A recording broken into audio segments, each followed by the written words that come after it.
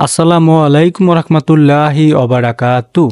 শিক্ষা মন্ত্রণালয়ের মাধ্যমিক ও উচ্চ শিক্ষা বিভাগের শূন্য পদসমূহে জনবল নিয়োগ দেওয়া হবে। মাধ্যমিক ও উচ্চ শিক্ষা বিভাগে 2টি পদে মোট 2 জনকে নিয়োগ দেবে। আগ্রহী প্রার্থীরা ডাক ও কুরিয়ার যোগে আবেদন করতে পারবেন। পদগুলোতে নারী পুরুষ উভয়ই আবেদন করার সুযোগ রয়েছে। তো পদের নাম হচ্ছে হিসাবরক্ষক। হিসাবরক্ষক পদের সংখ্যা 1টি। শিক্ষাগত যোগ্যতা হচ্ছে স্নাতক বা সমমানের ডিগ্রি। তার অন্যান্য যে যোগ্যতা, ন্যূনতম 2 বছরের চাকরির বাস্তব অভিজ্ঞতা থাকতে হবে।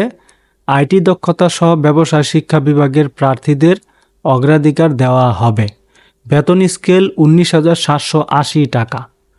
অফিস সহকারী কাম কম্পিউটার অপারেটর হিসেবে নিয়োগ দেবে 1টি।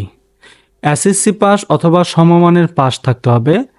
3 বছরের বাস্তব অভিজ্ঞতা থাকতে হবে তার, এবং বেতন স্কেল 17,045 টাকা। আবেদন শুরু হয়ে গেছে অলরেডি।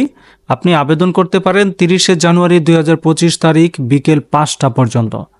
আবেদনের যে প্রক্রিয়া, সেই প্রক্রিয়া হচ্ছে অফিস চলাকালীন সময়ে প্রকল্প পরিচালক, সরকারি মাধ্যমিক বিদ্যালয়ের উন্নয়ন প্রকল্প, মাধ্যমিক ও উচ্চ শিক্ষা অধিদপ্তরের কক্ষ 302 তৃতীয় তলা শিক্ষা ভবনে ঠিকানায় কুরিয়ার বা ডাকযোগে আপনি পাঠাতে পারেন।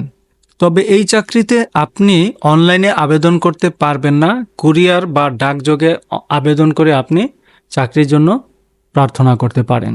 আশা করছি ভিডিওটি যদি ভালো লেগে থাকে অবশ্যই চ্যানেলটি সাবস্ক্রাইব করে পাশে থাকবেন।